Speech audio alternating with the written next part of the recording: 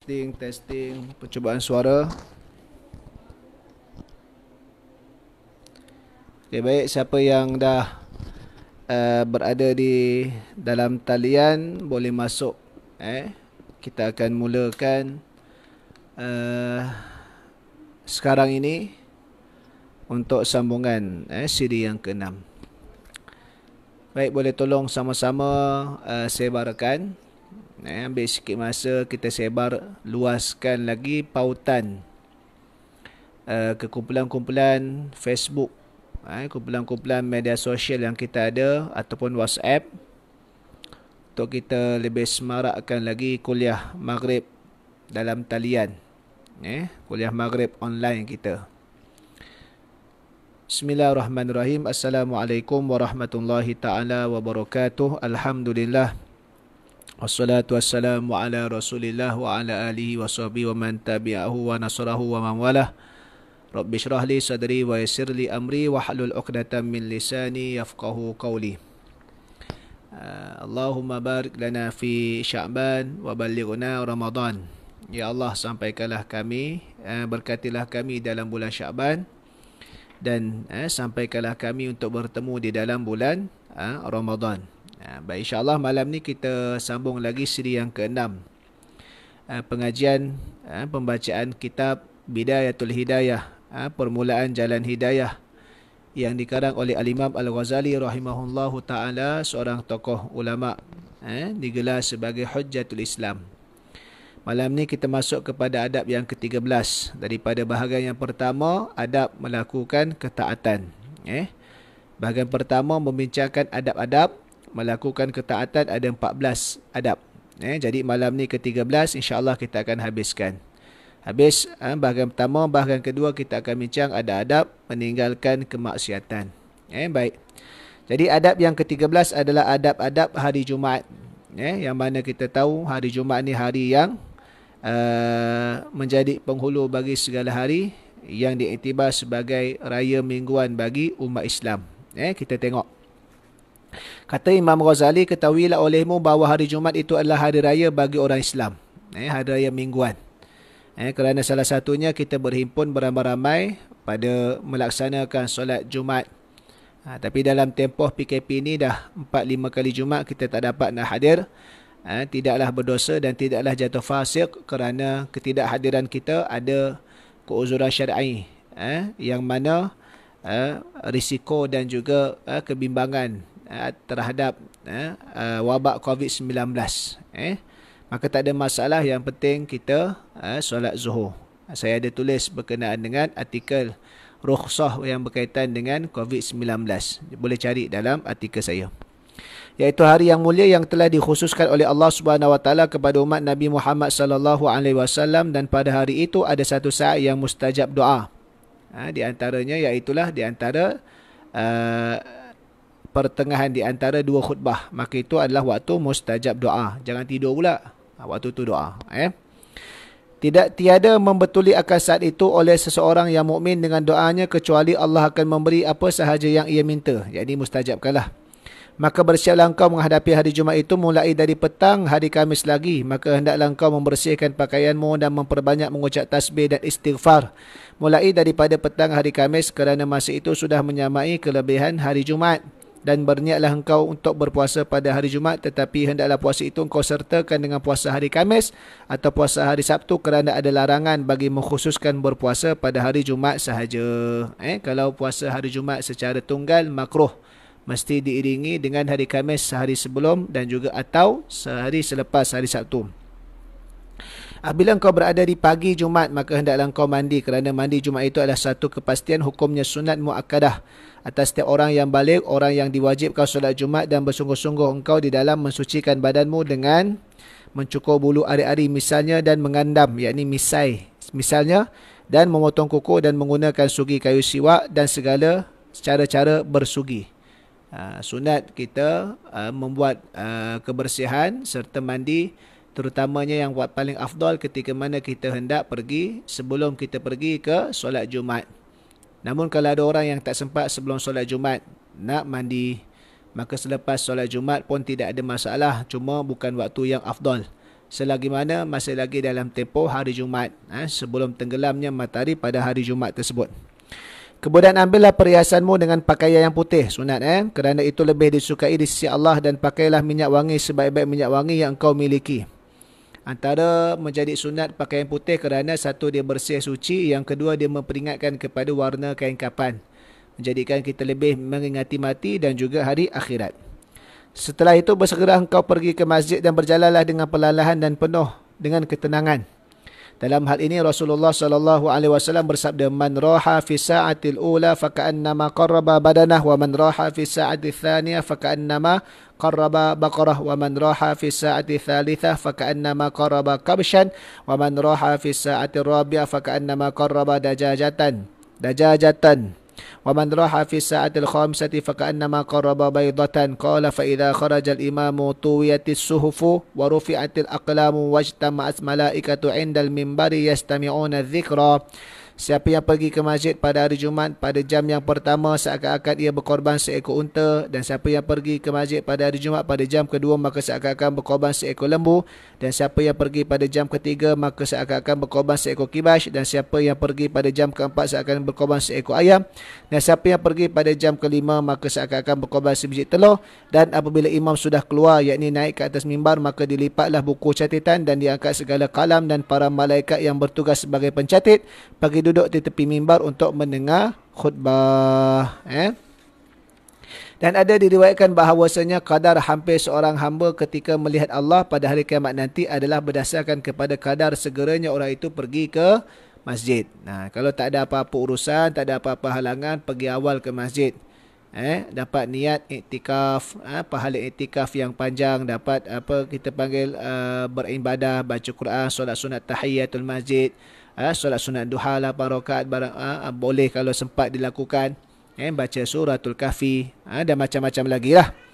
Apabila engkau masuk ke dalam masjid, maka tuntutlah saf yang pertama. Ini kelebihan, jangan duduk kat belakang nak nyandar, tapi duduk saf pertama. Tetapi jikalau orang sudah ramai, jangan engkau melangkahi bahu-bahu mereka, dan jangan engkau lalu di hadapan orang yang sedang solat, dan pilihlah tempat duduk yang berdekatan dengan dinding atau tiang sehingga orang tidak melintasi di hadapanmu, dan jangan engkau duduk dalam masjid kecuali setelah engkau kerjakan solat sunat tahiyatul masjid. Jangan duduk melainkan tahiyatul masjid dulu. Dan yang lebih baik hendaklah engkau kerjakan solat tahiyatul masjid itu 4 rakaat, dan kau baca pada setiap rakaat surah selepas surah Fatihah akan surah Al-Ikhlas 50 kali, kerana disebutkan di dalam sebuah hadis. Ini kalau datang awal bolehlah buat. Kalau dah lewat tak sempat, yang penting buat solat sunat tahiyatul masjid.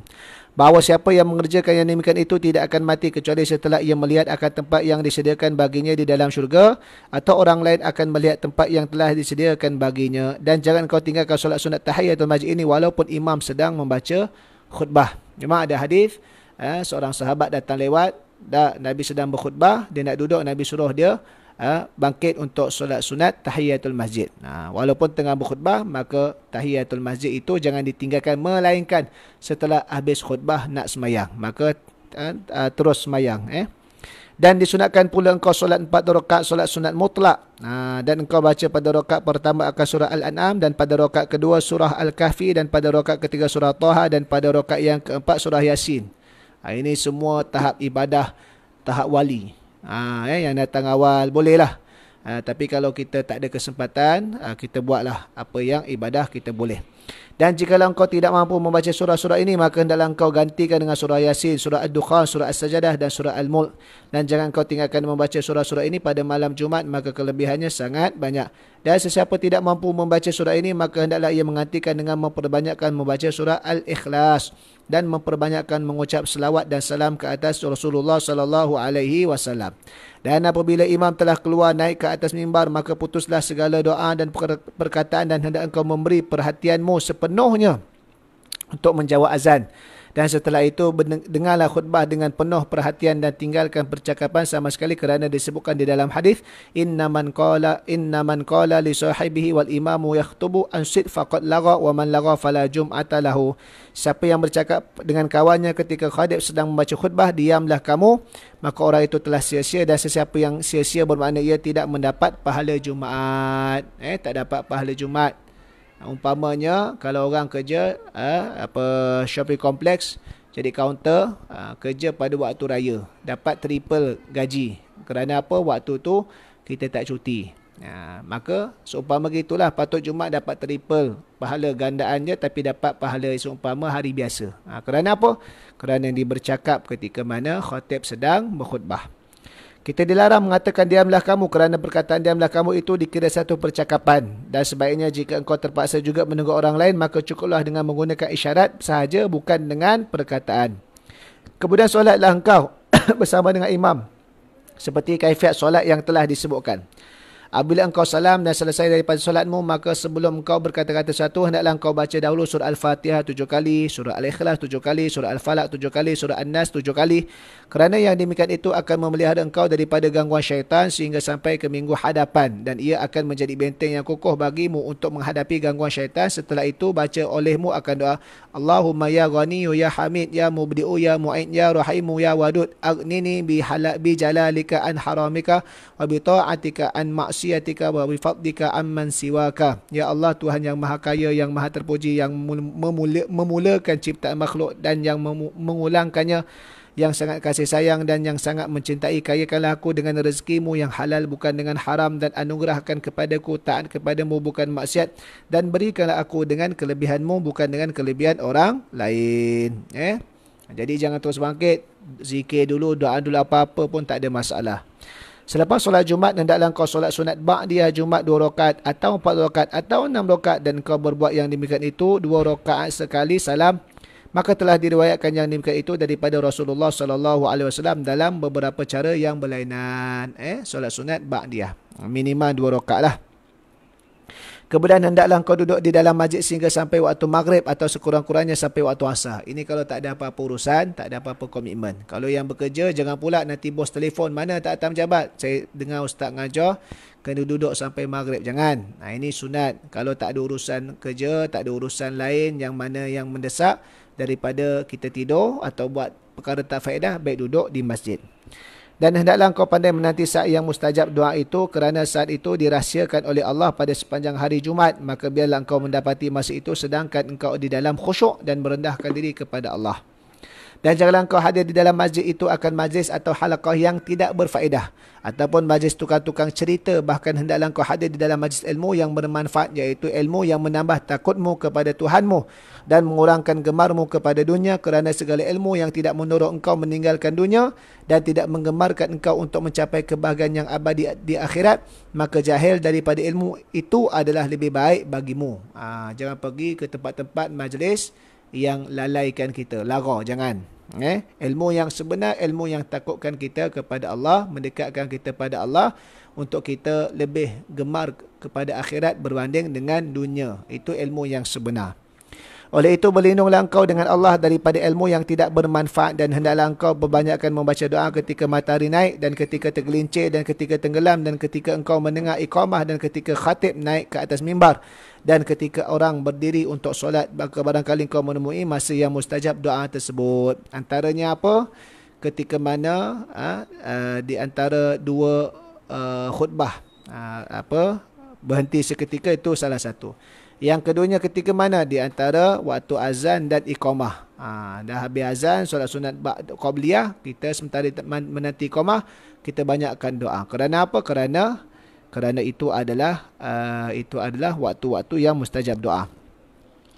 Dan berusahalah sehingga kau dapat bersedekah pada hari ini, yakni hari Jumaat, dengan sekadar kemampuanmu, walaupun hanya sedikit. Maka dengan itu bermakna kau telah menghimpunkan pada hari Jumaat antara solat, puasa, sedekah, membaca Al-Quran, zikir, iktikaf dan ribat, yakni menunggu solat selepas solat. Dan jadikanlah hari ini dalam minggumu sebagai hari yang kau khususkan bagi akhiratmu. Fokus betul untuk kita tambah pahala ibadah. Mudah-mudahan ia menjadi kifarah bagi hari-hari lain dalam minggu tersebut. Dalam minggu lain mungkin banyak lalai, banyak dosa. Maka dengan kita perbanyakkan ibadah hari Jumaat, mudah-mudahan dia menghapuskan dosa-dosa yang ada pada hari yang lain. Baik, yang adab yang ke-14, ada adab puasa. Berbetulan kita pun nak sambut Ramadan, kita tengok. Memang adab ke-14 ada adab puasa. Tidak sepatutnya kalau engkau hanya puasa pada bulan Ramadan sahaja, maka bermakna engkau telah meninggalkan merebut keuntungan dengan puasa sunat, dan engkau tidak mengambil peluang untuk merebut darjat yang tinggi dalam syurga Firdaus. Maksudnya jangan hanya puasa yang wajib bulan Ramadan saja, bulan lain, minggu lain kita tidak berusaha nak puasa, rugilah dia kata. Nanti kau akan menyesal apabila kau melihat pahala orang yang banyak puasa sunat seperti halnya kau melihat kepada bintang-bintang yang berkelip-kelip. Mereka jauh lebih tinggi daripada engkau kerana mereka berada pada darjat yang tinggi sekali. Kena jaga puasa fardu dan kena perbanyakkan puasa sunat. Ada puasa sunat yang jenis tahunan, ada puasa sunat yang jenis bulanan seperti tiap-tiap hari putih 13, 14, 15. Ada puasa sunat yang bersifat mingguan, Isnin, Khamis. Jadi benda-benda tu kita ada sembang tentang bab puasa dan Ramadan dalam tajuk sembang-sembang persiapan Ramadan. Dah siri yang ketujuh. Secara ringkas, secara santai. Boleh tengok dalam channel YouTube Zuhaili Saiman. Biasa kita buat secara live 2 suku petang, tapi kebiasaannya ada beberapa siri yang kita tak buat 2 suku petang, ada urusan kita akan ganti waktu petang ataupun malam. Jadi nak tengok boleh tengok. Kita ada sebut jenis-jenis puasa. Yang haram, yang makruh, yang sunat. Sunat pula ada secara mingguan, ada cara tahunan, ada cara kita panggil bulanan, Di sepanjang tahun ada hari-hari yang mempunyai kelebihan yang telah disebutkan dalam hadis-hadis Rasulullah SAW dan mempunyai ganjaran yang pada hari-hari tersebut. Kita tengok ni disebutkan juga dalam sini. Hari-hari itu ialah hari Arafah 9 Zulhijjah. Sunat berpuasa bagi orang yang tidak mengerjakan haji. Yang kedua hari Ashura 10 Muharram dan juga sunat puasa pada hari Tasu'a 9 Muharram. Yang ketiga 10 hari yang pertama daripada bulan Zulhijjah. Yang keempat 10 hari yang pertama daripada bulan Muharram. Yang kelima bulan Rejab. Yang keenam bulan Syakban. Yang ketujuh bulan haram, iaitu ada 3 bulan berturut-turut iaitu Zulkaidah, Zulhijjah dan Muharram, dan 1 bulan yang tunggal iaitu bulan Rejab. Di dalam sebulan pula ada hari-hari yang mempunyai kelebihan berpuasa iaitu awal bulan, tengah bulan, akhir bulan, dan 4 hari-hari bid putih iaitu hari 13, 14 dan 15 tiap-tiap bulan masih. Di dalam seminggu pula ada hari-hari yang mempunyai kelebihan berpuasa iaitu hari Isnin, Khamis dan juga Jumaat, tapi Jumaat jangan puasa tunggal. Jadi biasanya Jumaat kita tak berapa tekankan, kita tekankan Isnin dan Khamis. Maka puasa pada hari Isnin, Khamis dan Jumaat adalah mengkifarahkan dosa seminggu, dan puasa pada permulaan bulan, pertengahan bulan dan akhir bulan dan hari-hari putih adalah menghapuskan dosa sebulan, dan dosa setahun pula dihapuskan dengan puasa pada hari-hari yang telah kita sebutkan dalam puasa tahunan, puasa Ashura, puasa Arafah, Dan janganlah kau menganggap bahawa puasa itu hanya meninggalkan makan, minum dan jimat sahaja. Bukan sekadar itu puasa, tetapi puasa adalah lebih luas daripada itu. Dalam hal ini Rasulullah SAW bersabda, "Kam min sha'imin laisa lahu min siyami illa al-ju'u wal 'atashu." Berapa ramai orang yang puasa yang tidak memperolehi daripada puasanya itu selain daripada lapar dan dahaga. Riwayat Ibnu Majah dan Ahmad. Maka kesempurnaan puasa itu bahawa engkau menjaga seluruh anggotamu daripada membuat sesuatu yang dibenci oleh Allah Subhanahu wa taala. Maka engkau mesti menjaga mata daripada melihat perkara-perkara yang diharamkan, dan mesti menjaga lidah daripada bercakap dengan perkara yang tidak berfaedah, dan menjaga telinga daripada mendengar perkara-perkara yang diharamkan. Kerana orang yang mendengar, orang yang mengumpat adalah sama dosanya dengan orang yang mengumpat itu, dan orang yang mendengar dikira sama hukumnya dengan orang yang mengumpat kalau dia tidak mengingkari umpatannya itu. Begitu pula hendaklah engkau menjaga seluruh anggotamu seperti engkau menjaga perut dan kemaluanmu. Dalam hal ini Rasulullah SAW bersabda, "Khamsun yuftirna as-sha'ima al-kadhibu wal ghibatu wan namimatu wan nadharu bi syahwatin wal yaminul kadhibatu wal yaminul kadhibatu."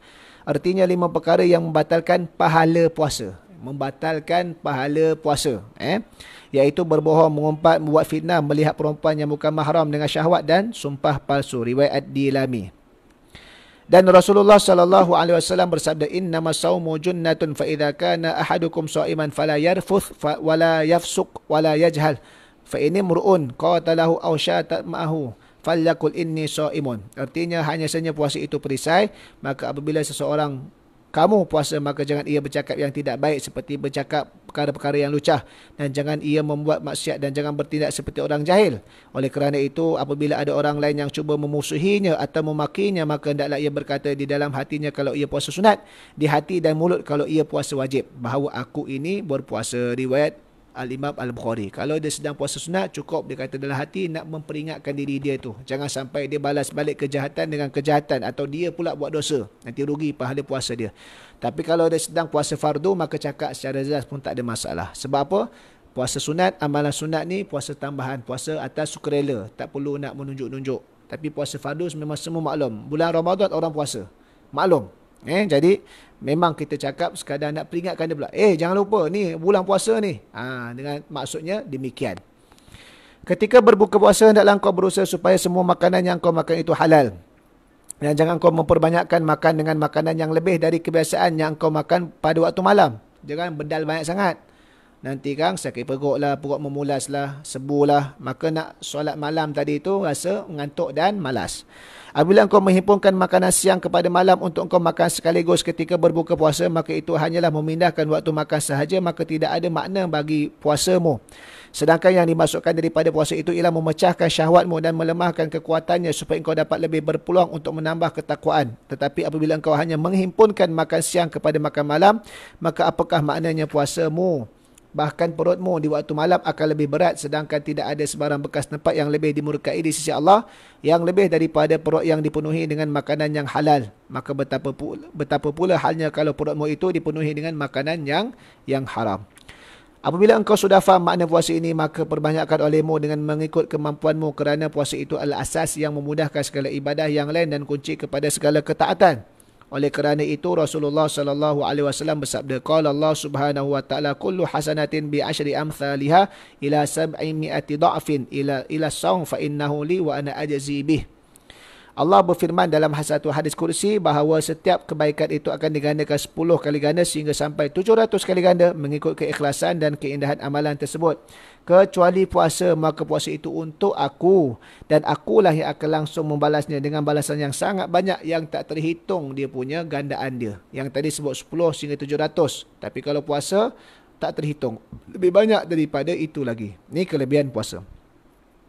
Dan lagi sabda Rasulullah sallallahu alaihi wasallam, wallazi nafsi biyadi la khulufu fami shaimi atyabu indallah min rihil miski, yaqulullah azza wa jalla innama yadharu syahwatahu wa ta'amahu wa syarabahu min ajli fasawmu li wa ana ajzi bih.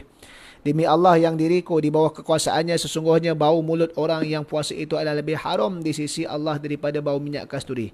Allah berfirman, yakni dalam satu hadis kursi, hamba-Ku rela meninggalkan syahwatnya iaitu makan dan minuman kerana semata-mata mencari keredaanku.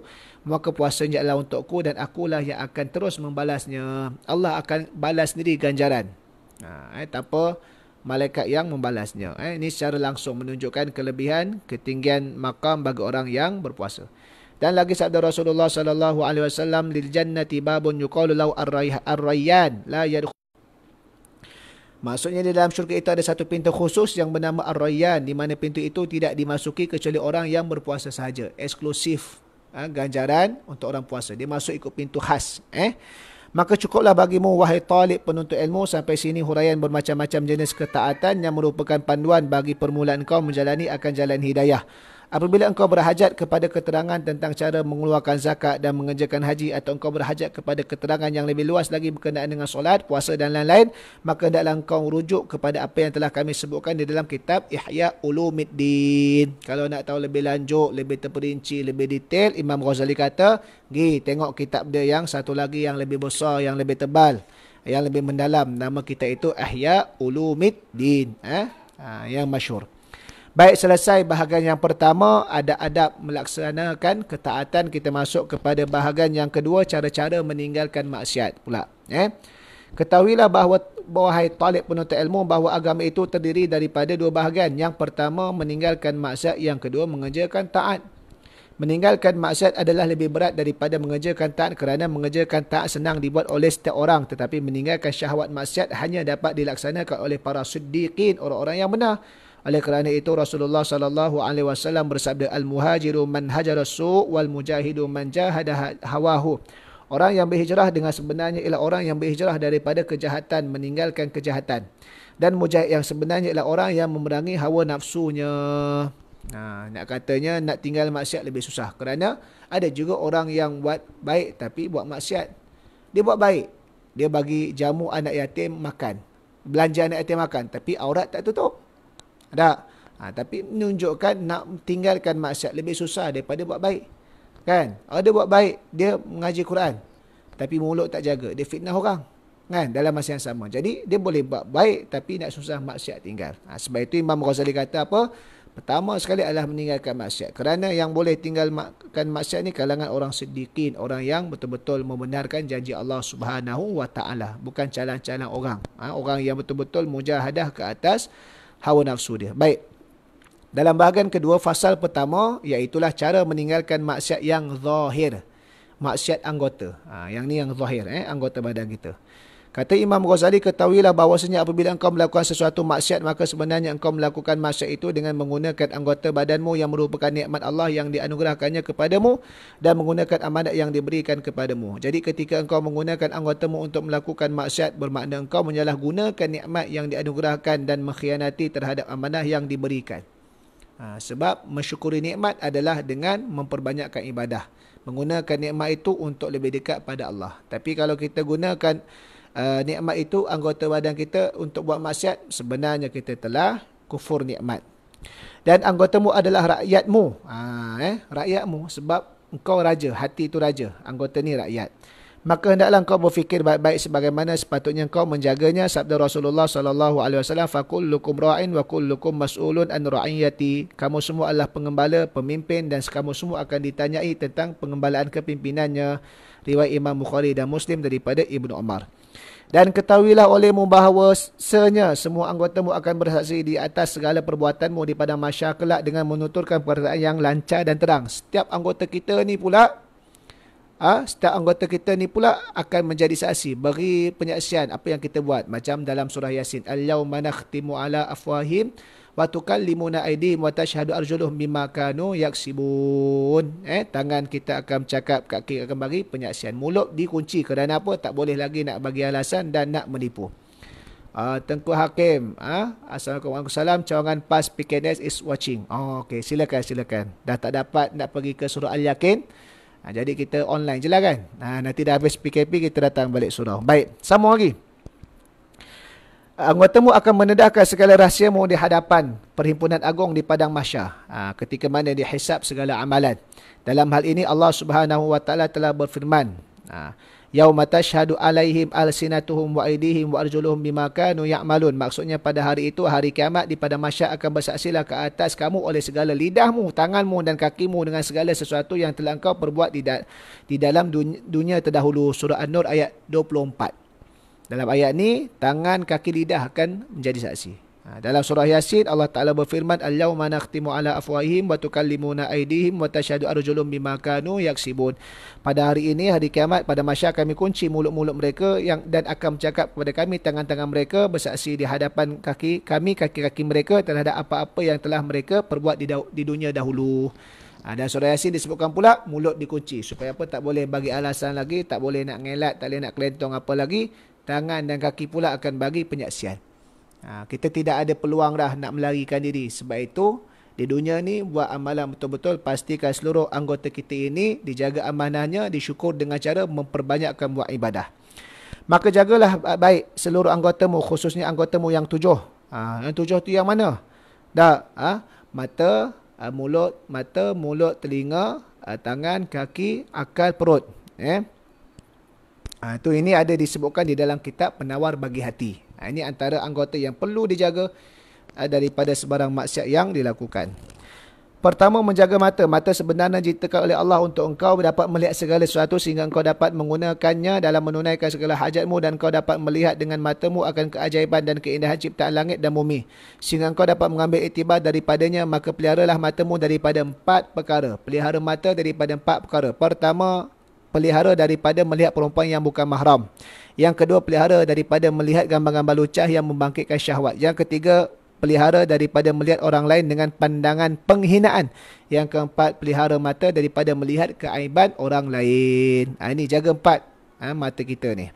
Yang kedua, menjaga telinga. Hendaklah kau jaga telingamu daripada mendengar perkataan bid'ah atau seumpamanya, atau perkataan yang jahat, atau perkataan yang sia-sia, atau menyebut-nyebut kejahatan orang lain. Sebenarnya telingamu diciptakan oleh Allah untuk engkau dapat mendengar akan Al-Quranul Karim dan hadis-hadis mulia Nabi SAW dan hikmah-hikmah para awliya. Maka gunakanlah telingamu untuk mendengarkan ilmu pengetahuan sehingga dengan ilmu itu engkau dapat mencapai kerajaan yang kekal dan kenikmatan yang abadi di dalam syurga kelak. Dan apabila engkau menyalahgunakan nikmat pendengaranmu seperti engkau mendengarkan akan maksiat, maka bermakna engkau telah mengkhianati terhadap dirimu sendiri dan engkau menyalahgunakan sesuatu alat yang sepatutnya engkau gunakan untuk mencari keuntunganmu. Maka inilah yang dinamakan rugi yang sebenarnya. Dan janganlah engkau berkata bahawa dosa memperkatakan orang lain itu hanya tertentu bagi orang yang berkata sahaja, tetapi dosa juga akan terkena kepada orang yang mendengar perkataan. Jangan kita kata, oh yang mengumpat tu yang dosa. Yang mendengar umpatan, dia pun, oh seronok nak dengar ni. Dia pun dosa sama. Yang fitnah ni, jangan kata yang tukar fitnah je dosa. Yang suka mendengar fitnah ni pun sama. Sebab itu dia terkait rapat. Sabda Rasulullah sallallahu alaihi wasallam, innal mustami'a syarikul qaili wa huwa ahadul muqtabaini. Sesungguhnya orang yang mendengar seseorang yang mengumpat orang lain adalah bersekutu di dalam dosa dengan orang yang berkata itu, dan dia juga dikira salah seorang daripada dua orang yang mengumpat. Baik. Ketiga, menjaga lidah. Allah Subhanahu Wa Taala telah menciptakan bagimu akal lidah supaya engkau dapat berzikir dengannya, dan supaya engkau dapat membaca Al-Quran dan membimbing manusia ke jalan kebenaran dengan dakwah, dan supaya engkau dapat melahirkan perasaan dan kehendakmu baik dalam urusan dunia dan juga urusan akhiratmu. Apabila engkau menggunakan lidahmu bagi tujuan lain daripada yang dimaksudkan oleh Allah Subhanahu Wa Taala, bermakna engkau tidak syukur terhadap nikmat yang diberikan kepadamu. Kufur nikmat, salah guna nikmat. Guna nikmat untuk maksiat, itu kufur nikmat. Dan lidahmu adalah anggota yang paling berkesan di atas dirimu dan yang paling berkesan terhadap orang lain. Berapa ramai nantinya orang yang akan dihumbankan ke dalam api neraka jahanam dengan sebab jenayah yang telah diperbuatkan oleh lidah mereka. Maka kekanglah lidahmu sekuasamu supaya ia tidak menyebabkan kau dihumbankan ke dalam api neraka, seperti yang disebutkan di dalam sebuah hadis, innar rajula yatakallamu bil kalimati liyudhika biha ashabahu fayahwi biha fi qa'ri jahannama 70 kharifa. Sesungguhnya seorang itu terkadang bercakap dengan satu percakapan dengan tujuan supaya orang lain menjadi tertawa dari sebab percakapannya itu, yakni yang sia-sia, sengaja. Dia tidak menyangka bahawa perkataannya itu akan menyebabkan dirinya dihumbankan ke dalam api neraka selama 70 tahun. Riwayat Al-Imam At-Tirmizi daripada Abu Hurairah radhiyallahu taala anhu. Maksudnya apa? Dia cakap benda yang lara, sengaja nak bagi orang lalai, kan? Baik. Sekali peristiwa di zaman Rasulullah sallallahu alaihi wasallam, ada seorang Islam gugur di medan perang sebagai syahid. Lalu ada yang berkata, untung sekali orang ini kerana dia telah berjaya mendapat syurga. Mendengar ucapan itu, lalu Rasulullah sallallahu alaihi wasallam bersabda yang bermaksud, belum tentu lagi, kerana boleh jadi ia pernah bercakap perkara-perkara yang tidak berfaedah, atau ia bakhil daripada memberi sesuatu yang sebenarnya tidak mengkayakannya. Oleh kerana itu, jagalah lidahmu daripada 8 perkara. Tadi mata jaga 4 perkara, lidah 8 perkara. Apa dia? Yang pertama, bohong. Dan janganlah engkau berbohong sama ada bersungguh-sungguh atau bergurau. Jangan engkau biasakan dirimu berbohong dalam bergurau, nanti akhirnya engkau akan berbohong dengan cara bersungguh-sungguh. Berbohong adalah di antara dosa besar yang terbesar. Selain daripada itu, apabila engkau telah dikenali sebagai pembohong, maka hilanglah keadilanmu dan harga dirimu, dan hilang makna daripada segala perkataanmu, dan orang lain akan melihat engkau dengan pandangan yang rendah, hina. Apabila engkau mahu tahu sejauh mana jahatnya apabila engkau bercakap bohong, maka lihatlah kepada orang lain yang bercakap bohong kepadamu. Betapa engkau merasakan dirimu jijik daripadanya, dan betapa hinanya orang itu pada pandanganmu, dan betapa jahatnya apa yang dilakukannya. Begitulah hendaknya engkau melihat kepada segala keaiban dirimu, kerana engkau tidak dapat mengetahui sejauh mana keaiban dirimu kecuali bila engkau memperhatikan perbuatan yang sama yang dilakukan oleh orang lain terhadap dirimu. Maka apa yang engkau pandang buruk terhadap orang lain, begitulah pula sebaliknya. Oleh itu, janganlah engkau suka membuat perkara yang menyebabkan kebencian orang lain terhadap dirimu. Kita tak suka orang bohong kita, maka begitulah. Orang pun tak suka kalau kita berbohong pada mereka. Yang kedua, menyalahi janji, mungkir janji. Maka jangan sekali-kali engkau berjanji kemudian engkau menyalahinya, mungkir. Bahkan sebaiknya biarlah engkau banyak berbuat baik walaupun tanpa berjanji. Jikalau engkau terpaksa juga mengikat janji, maka engkau mesti berhati-hati. Jangan sampai janji itu engkau ingkari kecuali apabila engkau lemah daripadanya dengan sebab ada halangan yang tidak dapat dielakkan, kerana mungkin janji itu adalah sebahagian tanda orang-orang munafik dan orang yang rendah akhlaknya. Rasulullah sallallahu alaihi wasallam pernah bersabda, "Thalathun man kunna fihi fahuwa munafiqun wa in shama wa shalla man idza haddatha kadzaba wa idza wa'ada akhlafa wa idza tumina khana." 3 perkara apabila ada pada seseorang, maka ia adalah seorang yang munafik. Munafik pada amal, bukan pada akidah. Walaupun ia puasa dan semayang. Sekalipun dia puasa, dia semayang. Ini ialah orang yang apabila bercakap, ia bohong. Apabila berjanji, ia mungkir. Dan apabila ia diamanahkan satu, ia khianati. Yang ketiga, jaga lidah kita daripada mengumpat orang. Dosa mengumpat orang adalah lebih berat daripada 30 kali berzina seperti yang disebutkan dalam hadis, dan yang dimaksudkan dengan ghibah atau mengumpat ialah bahawa engkau mengatakan apa sahaja perkara yang sabit dengan seorang. Jikalau ia mendengar perkataan tersebut, tentu ia marah. Maka engkau dikira orang yang mengumpat lagi zalim, walaupun apa yang engkau sebutkan itu benar-benar berlaku pada diri orang yang berkenaan. Dan jauhilah daripada cara umpatan perli ulama su', iaitulah umpatan yang tidak menggunakan bahasa yang jelas tetapi mempunyai makna yang sangat tajam. Contohnya, apabila engkau ditanya mengenai hal seseorang, maka engkau jawab dengan perkataan, mudah-mudahan Allah membaikkan halnya. Sebenarnya saya sangat berduka cita mendengar apa yang telah dilakukannya. Saya selalu berdoa kepada Allah, mudah-mudahan Allah memperbaiki keadaan kita dan keadaannya. Sebenarnya perkataan yang seperti ini telah menghimpunkan dua kesalahan. Pertama, mengumpat orang kerana maksud dapat difahami dengan jelas. Kedua, membersihkan dan memuji diri sendiri dengan cara menyalahkan orang lain. Itu yang jahat tu. Seandainya niatmu ikhlas di dalam doamu, maka sebaiknya engkau mendoakannya dengan cara bersendirian. Dan seandainya engkau susah hati dengan sebab perbuatannya, maka tandanya engkau tidak suka membuka keaibannya di hadapan orang lain. Tetapi jika engkau zahirkan kesusahannya dengan keaibannya, maka itu sama artinya dengan engkau menzahirkan keaibannya. Sebenarnya firman Allah Subhanahu Wa Taala di bawah ini sudah cukup bagimu supaya engkau meninggalkan segala bentuk umpatan. Allah Subhanahu Wa Taala berfirman, wala yaktab ba'dukum ba'da ayuhibbu ahadukum ay ya'kula lahma akhihi maitan fakarihtumu. Dan janganlah sebahagian kamu mengumpat sebahagian yang lain, apakah kamu suka memakan daging saudaramu yang sudah menjadi bangkai, maka sudah tentu engkau merasa jijik. Dan Surah Al-Hujurat ayat 12. Allah Subhanahu Wa Taala telah menyerupakan engkau dengan pemakan bangkai, maka hindarilah penyakit ghibah, mengumpat ini. Dan jikalau engkau mahu berfikir, tentu engkau tidak akan mengumpat orang lain. Cuba engkau lihat pada dirimu sendiri. Bukankah dirimu sendiri juga pernah membuat maksiat secara sendiri-sendiri dan juga dengan cara terang-terang? Maka apabila engkau telah mengetahui bahawa dirimu sendiri banyak mempunyai kelemahan sehingga engkau melakukan sesuatu maksiat, maka ketahuilah begitu pula hal saudaramu. Ia juga mempunyai kelemahan-kelemahan sehingga ia melakukan maksiat. Maka uzurnya sama dengan uzurmu, tetapi kenapa engkau suka menyebut-nyebut kelemahannya, yakni keaibannya? Tentu ia tidak suka seperti halnya engkau tidak suka disebutkan kelemahanmu.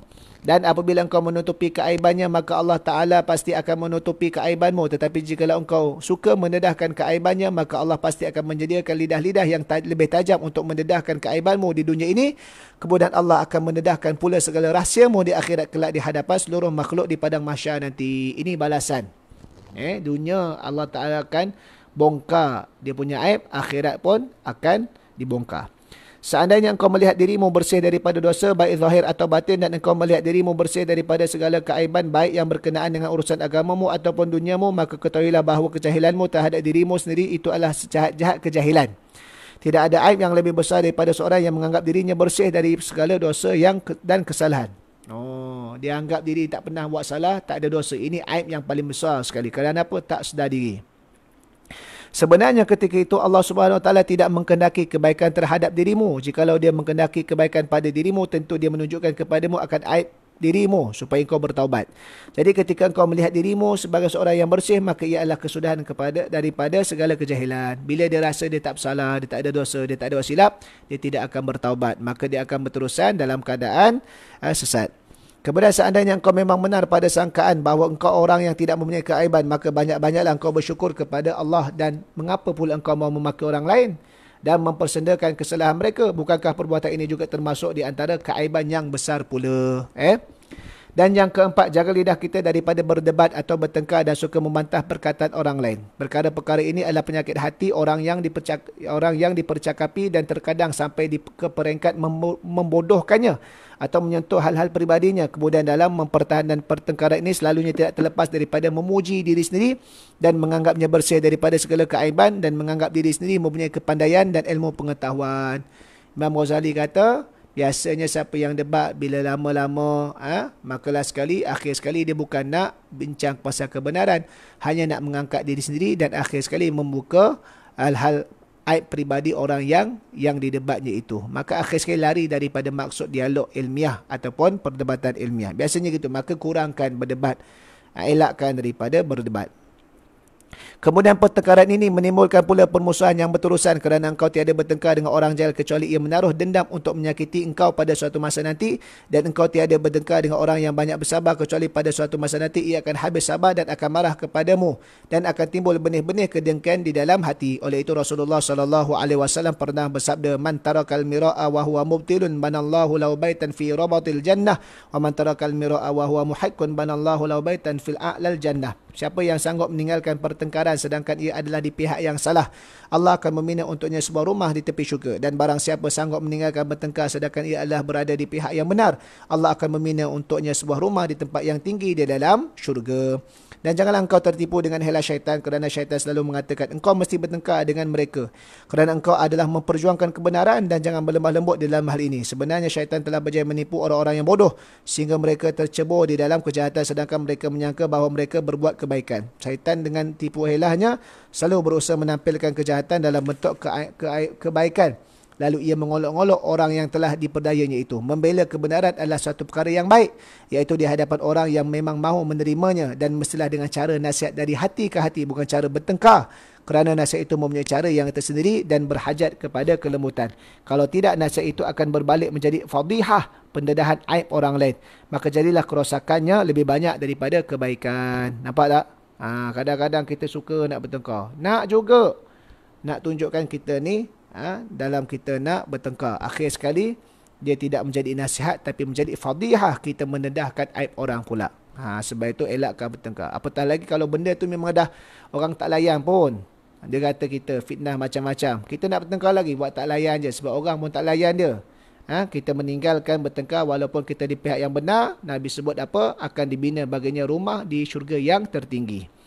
Maka siapa yang suka bergaul dengan ulama zaman sekarang ini, pasti dia akan menjadi orang yang suka bertengkar dan suka berdebat, dan susahlah dia untuk berdiam kerana ulama su' telah mengatakan bahawa pertengkaran itu adalah satu perbuatan yang terpuji dan kemampuan mengemukakan hujah-hujah dalam perbincangan itu adalah satu perkara yang sangat baik.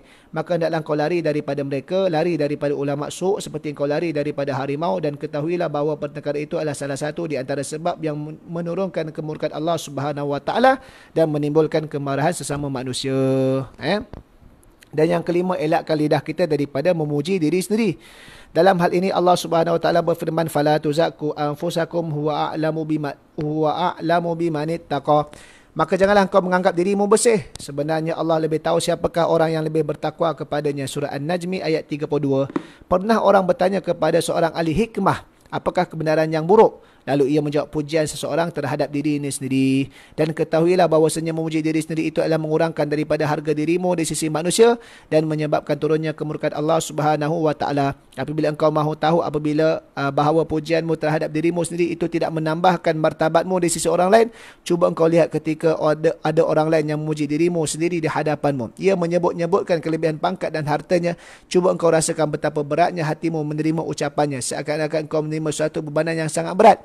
Setelah itu lidahmu akan mencacinya sebaik saja ia beredar dari sisimu. Nah, begitulah halnya apabila engkau memuji dirimu sendiri di hadapan orang lain. Mereka sebenarnya mencela engkau di dalam hati mereka ketika engkau masih berada di hadapan mereka, dan mereka akan mencela engkau pula dengan mulut apabila engkau beredar dari sisi mereka. Elakkan memuji, mengangkat diri sendiri di hadapan orang. Ini namanya poyo. Namanya poyo. Orang tak suka orang poyo. Jadi kalau kita rasa orang tu, orang yang suka jenis mengangkat diri sendiri, kita pun rasa dia poyo, kita pun rasa fed up, maka begitulah kalau kita mengangkat diri sendiri, kita sebenarnya telah buat poyo pada perkara yang kita sendiri yang tak suka. Melaknat, jangan sekali-kali engkau melaknat sesuatu daripada makhluk Allah sama ada binatang atau manusia, dan jangan engkau menghukumkan secara pasti ke atas seorang daripada ahli kiblah, seorang Muslim, bahawa ia telah menjadi kafir atau munafik kerana Allah sahaja yang mengetahui apa yang tersembunyi di dalam hatinya. Maka jangan engkau campur tangan dalam urusan antara mereka dengan Allah. Dan ketahuilah bahawa pada hari kiamat nanti engkau tidak akan ditanya kenapa engkau tidak melaknat fulan bin si fulan, dan kenapa engkau diam daripada menyebut kejahatannya. Bahkan engkau tidak akan ditanya kenapa engkau tidak pernah melaknat iblis. Seumur hidupmu engkau tidak ditanya dengan demikian pada hari kiamat. Tetapi jika engkau telah melaknat seseorang, maka engkau pasti akan ditanya kenapa engkau melaknat akan dia. Maka janganlah engkau melaknat apa sahaja daripada makhluk Allah Subhanahu Wa Taala ini. Sesungguhnya Rasulullah sallallahu alaihi wasallam tidak pernah mencela makanan yang rendah, yakni yang tidak sedap. Dan bahkan apabila beliau berkenan, beliau akan memakannya, dan apabila beliau tidak berkenan, beliau meninggalkannya dengan tanpa mencelanya. Kadang-kadang mencela apa makanan ni hampir busuk apa sebagainya, komen banyak, mencela banyak. Maka perkara ini sebenarnya kurang adab. Walaupun dengan makanan tersebut. Kalau nak tak suka, senyap tinggal. Kalau yang suka, ada tambah lagi, tak ada masalah. Baik. Yang ketujuh, mendoakan celaka bagi orang lain. Maka hendaklah kau memelihara lidahmu daripada mendoakan kecelakaan terhadap siapa sahaja daripada makhluk Allah ini. Dan jikalau ada seorang yang menzalimi engkau, maka serahkan urusannya kepada Allah, kerana ada disebutkan dalam sebuah hadis, innal mazluma la yad'u ala zalimi hatta yukafi'ahu thumma yakunu lizzalimi fadlun indahu yutalibuhu yaumal qiyamah. Sesungguhnya orang yang terkena zalim itu mendoakan celaka ke atas orang yang menzaliminya, sehingga suatu kecelakaan yang dibalakan ke atas orang yang zalim itu melebihi daripada balasan yang patut diterimanya. Maka orang yang pada mulanya zalim tadi telah menjadi kena zalim pula, lalu ia menuntut haknya pada hari kiamat nanti ke atas orang yang kena zalim, yang mendoakan kecelakaan ke atas dirinya. Ada seorang yang sangat banyak memaki Al-Hajjaj. Hajjaj bin Yusuf As-Saqafi ni, Gubernur Kufah yang alim tapi banyak buat kezaliman. Ada orang suka memaki dia. Maka berkata kepadanya seorang ulama, sesungguhnya Allah akan menyeksa orang yang memaki Al-Hajjaj dengan lidahnya, seperti halnya Allah menyeksa Al-Hajjaj kerana zalimnya kepada orang lain. Jangan buat jahat atas kejahatan orang. Jangan balas kejahatan orang dengan kejahatan. Jangan kita bagi alasan, dah dia fitnah aku nak fitnah dia balik lah. Tak boleh. Jangan balas kejahatan dengan kejahatan. Kita mesti berhentikan kejahatan, tapi bukan dengan cara membalas dengan kejahatannya kembali. Kalau begitu, tidak ada beza nilai akhlak Islam yang kita bawa dengan perangai orang yang sudah hodoh akhlaknya dengan kejahatan yang dibuat. Baik, yang ke-8, bergurau, mengolok-olok dan mengejek orang lain. Panjang juga yang ni. Okey, baik. Hendaklah kau memelihara lidahmu daripada mengolok-olok atau mengejek orang lain, sama ada dalam bentuk percakapan yang bersungguh-sungguh ataupun dalam bentuk bergurau-gurau sahaja. Kerana perbuatan yang demikian menghilangkan air muka dan menghilangkan rasa haibah gerun, dan terkadang membawa kepada rasa jauh hati dan menyakitkan hati. Maka dari situlah bermulanya pertengkaran dan kemarahan yang akhirnya membawa kepada putus hubungan dan permusuhan di dalam hati. Maka janganlah engkau bergurau dengan seseorang, bahkan jikalau mereka cuba mengusik engkau, maka jangan engkau peduli dan berpalinglah daripada engkau mereka sehingga mereka bercakap perkataan yang lain. Dan hendaklah engkau menjadikan dirimu daripada golongan yang disebutkan oleh Allah Subhanahu Wa Taala dalam firman-Nya, wa idza marru bil lagwi marru kirama. Maksudnya, dan apabila mereka melalui dengan perkara yang sia-sia, mereka akan lalu dengan menjaga kehormatan diri. Surah Al-Furqan ayat 72. Inilah 8 perkara yang merupakan penyakit lidah yang besar, maka tidaklah ada yang dapat menolong engkau dalam menjaga lidahmu kecuali hanyalah uzlah, mengasingkan diri dan melazimkan diam. Dan hendaklah engkau bergaul dengan dan bercakap sekadar keperluannya sahaja. Dan adalah Sayyidina Abu Bakar Siddiq radhiyallahu taala anhu selalu meletakkan batu di dalam mulutnya supaya dia dapat menegah mulutnya daripada bercakap yang tidak perlu, dan beliau mengisyaratkan kepada lidahnya, inilah yang banyak membawa aku ke jurang kebinasaan, maka aku mestilah berjaga-jaga daripadanya. Maka jagalah lidahmu baik-baik, kerana ia adalah alat yang paling berkesan dalam membinasakan engkau baik di dunia ataupun di akhirat. Baik, anggota yang keempat, menjaga perut. Kita habiskan yang ni saja. Lagi 3 anggota kita sambung esok. Menjaga perut, maka hendaklah engkau memelihara perutmu daripada memakan makanan yang haram atau yang syubhah, dan berusaha mencari makanan yang halal. Dan apabila engkau telah mendapatkan makanan yang halal, maka hendaklah engkau merasa cukup dengan memakannya, dan hendaklah engkau berhenti sebelum kenyang. Kerana perut yang kenyang itu mengeraskan hati dan menumpulkan akal dan memberatkan anggota daripada berbuat ibadah dan mencari ilmu. Bahkan perut yang kenyang itu akan menguatkan syahwat dan membantu tentera syaitan. Kenyang dengan yang halal adalah punca segala kejahatan. Maka betapa pula kenyang dengan makanan yang haram. Oleh itu, mencari makanan yang halal adalah wajib atas setiap orang Islam, dan berbuat ibadah atau mencari ilmu dengan memakan makanan yang haram adalah seperti membuat suatu binaan di atas longgokan sampah.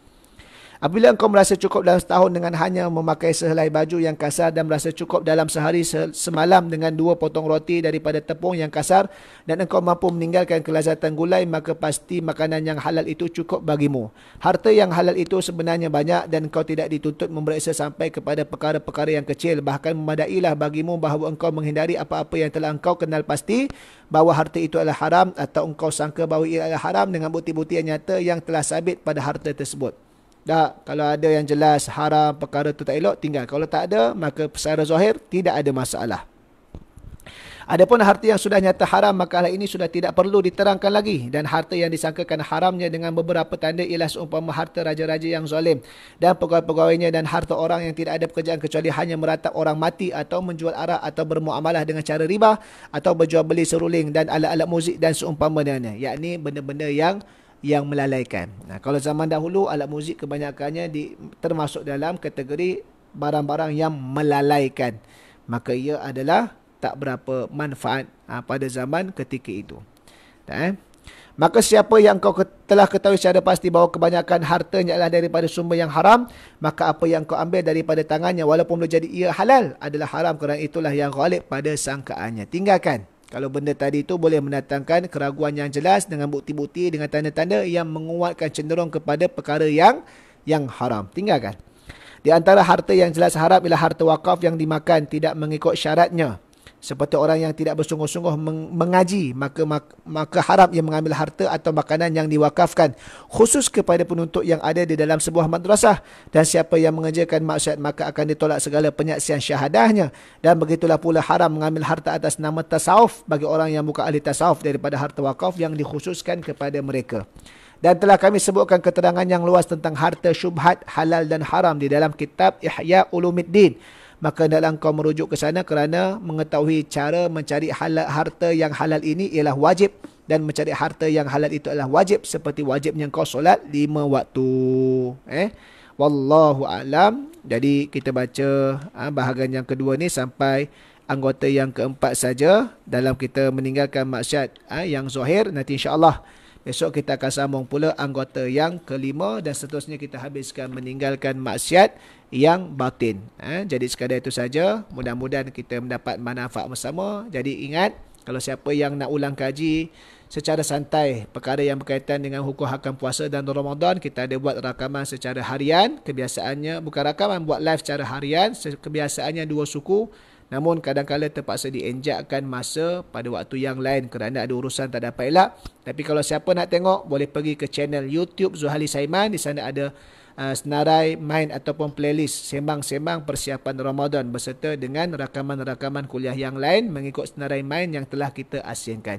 Jadi sama-sama terus sebarkan dan sama-sama tolong minta untuk subscribe YouTube Zuhali Saiman. Kalau kita sudah, minta pula kawan-kawan dan juga kumpulan-kumpulan yang kita ada. Mudah-mudahan kita perluaskan lagi sebaran rakaman kuliah-kuliah, insya-Allah ada manfaatnya untuk kita bersama. Sekadar itu saja. Apa yang baik itu datang daripada Allah, yang silap yang kurang itu datang daripada kelemahan diri saya sendiri. Aqulu qauli hadza wa astaghfirullahal azim li wa lakum. Wassalamualaikum warahmatullahi taala wabarakatuh. Jumpa esok sehingga 22 hari bulan April untuk kita khatamkan kitab Bidayatul Hidayah.